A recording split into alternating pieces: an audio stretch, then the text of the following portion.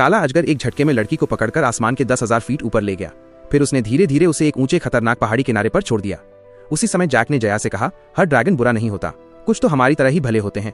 इतना कहकर जैक जया को साथ लेकर काले अजगर की पीठ पर बैठ गया। तीनों उड़ते हुए एक ऐसे स्थान पर पहुंचे जहां इंसान कभी नहीं गए थे। वहां उन्होंने आसमान में फैली चमचमाती हुई उत्तरी रोशनी को देखा। जया का दिल अब बदलने लगा। उसे महसूस हुआ कि शायद ड्रैगन जाति उतनी दुष्ट नहीं जितनी उसने सोचा था। कुछ देर बाद काला अजगर उन्हें ड्रैगन जाति के मुख्य ठिकाने पर ले गया, जहां वो उन्हें अपने संसार की सच्चाई दिखाना चाहता था। वहां उन्होंने देखा सभी ड्रैगन बड़ी व्यवस्था से नीचे खाने का सामान फेंक रहे थे, लेकिन एक मोटा सा ड्रैगन जो कुछ नहीं लाया था उसे नीचे खड़े विशाल दुष्ट ड्रैगन ने एक झटके में निगल लिया। बाकी सारे ड्रैगन डरकर और तेजी से खाना फेंकने लगे। अब जैक को असलियत समझ आ गई। ड्रैगन लोग इंसानों की गाय भैंस नहीं चुराते थे, बल्कि उन्हें ये सब करने पर मजबूर किया गया था क्योंकि वे उस राक्षसी ड्रैगन के नियंत्रण में थे। जैक तुरंत अपने ग्राम प्रमुख पिता के पास पहुंचा और सब कुछ बताया। अगले ही दिन उसके पिता ने सेना लेकर ड्रैगन द्वीप पर हमला कर दिया।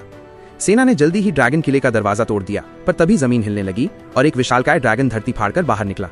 सैनिक घबराकर चारों तरफ भागने लगे, लेकिन उस दैत्य ड्रैगन ने एक ही पैर में दर्जनों को कुचल दिया।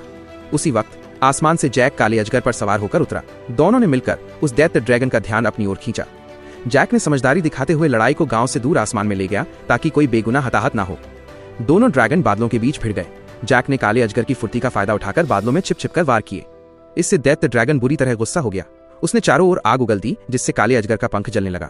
लेकिन अंतिम क्षण में जैक ने अजगर के मुंह की ओर एक तोप का गोला दागा, जो भीतर मौजूद गैस को भड़का गया।